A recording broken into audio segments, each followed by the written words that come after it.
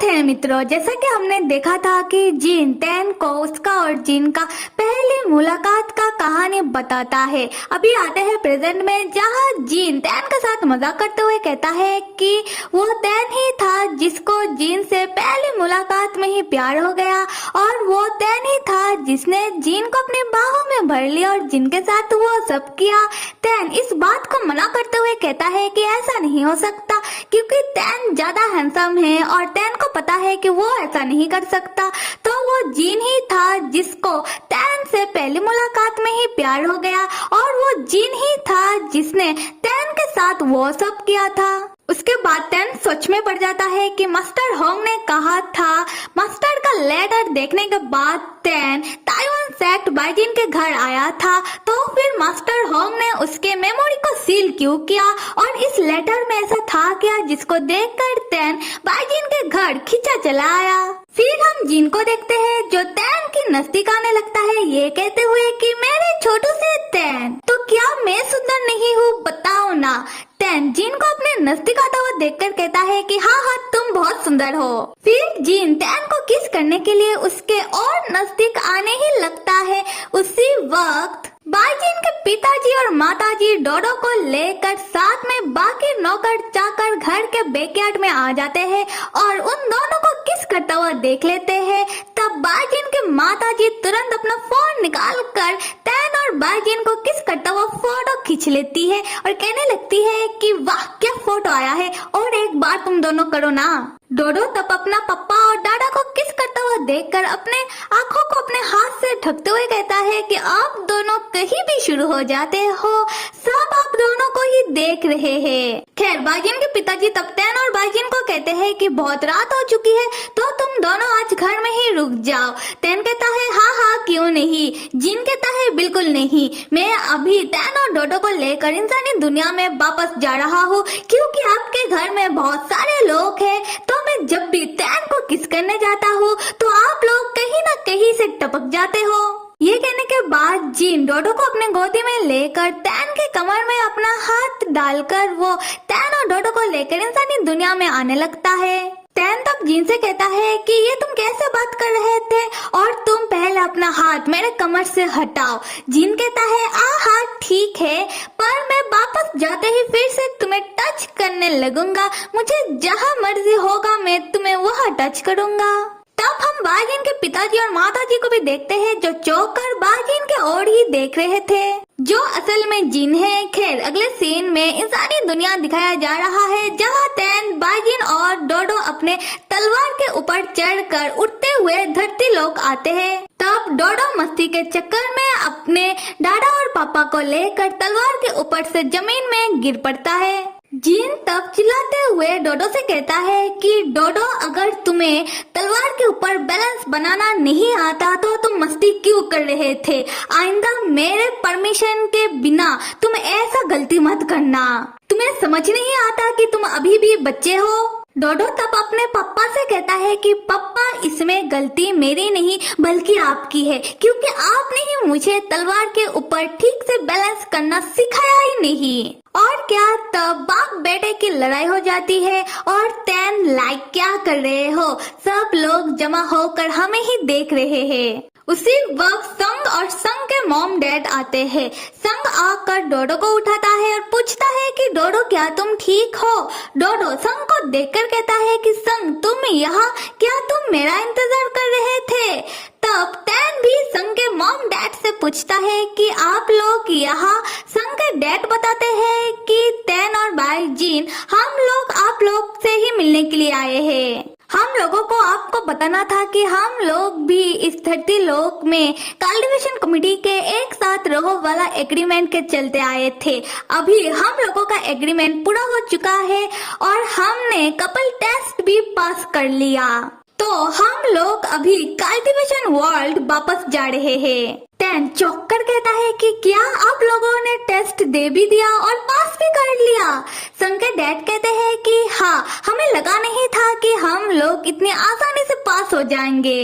तब जिन भाई साहब जो अपना अलग ही एटीट्यूड में रह रहे हैं वो आकर तैन को पकड़ लेते हैं और तैन से कहता है कि तैन ये तो सिर्फ एक कपल टेस्ट है, चलो हम भी अभी जाकर ये टेस्ट देते हैं, देखना हम लोग भी इन लोगों से ज्यादा अच्छे से पास होंगे। तैन कहता है पहले तो तुम चिपकना बंद करो और निकलो यहाँ से। उसके बाद तैन अपने मन में सोचने लगता है कि अगर कल्टीवेशन कमेटी का एग्रीमेंट और टेस्ट इतना ही आसान होता तो मैं कब का सिंगल हो चुका होता। जीन तब तैन के कानों में आकर कहने लगता है कि तैन तुम दूसरे आदमियों को 1 मिनट से ज्यादा मत देखो वरना मैं तुम्हें किस कर लूंगा। और दूसरी तरफ हम डोडो और संग को देखते हैं, जहाँ संग उदास होकर डोडो से कह रहा था, डोडो अभी मैं तुम्हारे साथ खेल नहीं पाऊंगा क्योंकि मैं वापस मेरे घर कल्टीवेशन वर्ल्ड जा रहा हूँ। डोडो कहता है क्यों जा रहे हो, खैर मैं तुम्हें याद करूंगा। तब ये बात जिन सुन लेता है और जिन डोडो से कहता है कि डोडो अगर तुम इसे इतना ही याद करोगे तो एक काम करो कि तुम इसके साथ इसके घर चले जाओ और मैं तुम्हारे दादा का ध्यान रख लूंगा। भाई जिन के मुंह से ऐसा कुछ सुनकर डोडो संग और संग के मॉम डैड चौंक जाते हैं। खैर तैन तब संग के डैड से पूछने लगता है कि कल्टीवेशन कमेटी ने उन लोगों का कपल टेस्ट कैसे लिया, टेस्ट कब बेस किया है और टेस्ट कैसे होता है। तब जिन को क्या सोचता है कि वो आकर तैन का हाथ पकड़ के तैन को खींचते हुए ले जाने लगता है।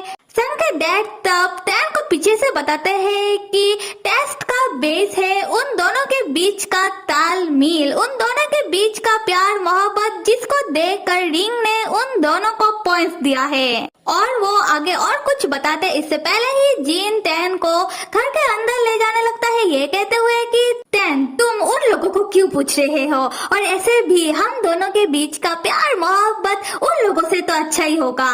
तब हम डोडो को देखते हैं जो उदास होकर अपने डैडा और पापा के पीछे पीछे अपने घर के अंदर आ रहा था। संग को बाय कहते हुए संग डोडो से कहता है, डोडो मुझे यकीन है कि हम जरूर मिलेंगे, तुम मेरा इंतजार करना। डोडो कहता है ठीक है मैं तुम्हारा इंतजार करूंगा। अगले सीन में हम जाओडाओ को देखते हैं जो फोन में कह रहा था कि क्या जीन तुम चाहते हो कि कल तुम लोगों का कपल टेस्ट में क्या क्या आने वाला है और टेस्ट कैसा होने वाला है, इस बारे में मैं तुम लोगों को अभी से बता दूं? बिल्कुल नहीं, ये तो चीटिंग होगा।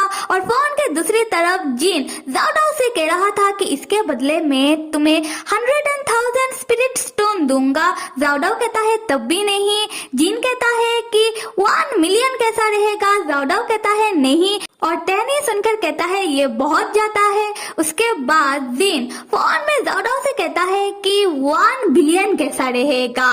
तैन ये सुनकर चौंक जाता है और जाओडाओ कहता है ठीक है। फोन रखने के बाद तैन जिन के ऊपर गुस्सा करते हुए कहता है कि बेवकूफ जिन के ही के तुमने कैसे उसे बिलियन स्पिरिट स्टोन ऑफर किया, इससे अच्छा तो तुम उसे हमें पास करवाने के लिए कह देते। जिन कहता है कि छोटू से तैन क्या तुम्हें मेरे ऊपर विश्वास नहीं है, और ऐसे भी हमारे बीच का प्यार मोहब्बत बहुत ही अच्छा है तो हम ऐसे ही पास हो जाएंगे, तुम पहले शांत हो जाओ।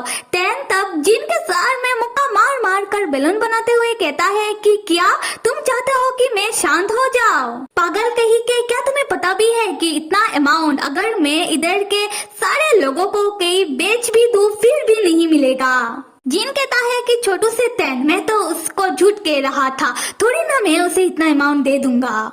उसी वक्त जाओडाओ जिन के फोन में मैसेज करके कहता है कि ये रहा मेरा अकाउंट डिटेल, पहले तुम वो भेजो जो मुझे चाहिए, उसके बाद मैं वो भेजता हूँ जो तुम लोगों को चाहिए।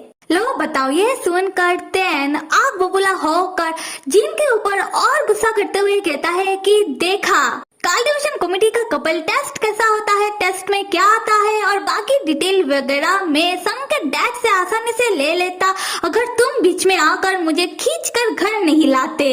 समझ नहीं आ रहा कि तुम्हारा मैं क्या करूँ।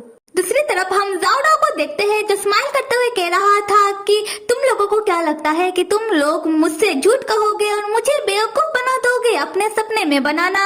उसी वक्त जाओडाओ को बाइजिन के पिताजी का कॉल आता है। जाओडाओ कॉल रिसीव करके कहता है कि हेलो अंकल जी, हाँ टैन और बाइजिन ने कपल टेस्ट के लिए रजिस्ट्रेशन कर दिया है। आप फिक्र मत करो, आपने जैसा कहा मैं वैसा ही करूँगा। मैं टेस्ट को इतना मुश्किल बना दूंगा उन लोगों के लिए कि वो लोग टेस्ट को क्लियर नहीं कर पाएंगे। पर आप सिर्फ मेरे पिताजी को मत बताना कि मैं इंसानों की दुनिया में रह रहा हूँ, ठीक है? अभी मैं फोन रखता हूँ अंकल जी।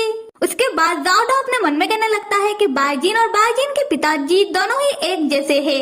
एक मुझे खरीदने की कोशिश कर रहा था तो दूसरा मेरे ही पिताजी के नाम पर मुझे धमका रहा था। यह सब मेरा पिछले जन्म का कर्म है। यहाँ से होता है सीन शिफ्ट। दिखाया जा रहा है कल्टिवेशन वर्ल्ड का बाइजिन का घर, जहाँ बाइजिन के पिताजी जाओडाओ से फोन में बात करने के बाद बाइजिन के माताजी अपने हस्बैंड से पूछती है कि सुनते हो आपको हो क्या गया है, आप ऐसा क्यों कर रहे हो? क्या आपने कभी भी सोचा है कि अगर कभी भी बाइजिन को पता लगा कि आपने क्या किया तब वो ये जानकर हमारे बारे में क्या सोचेगा?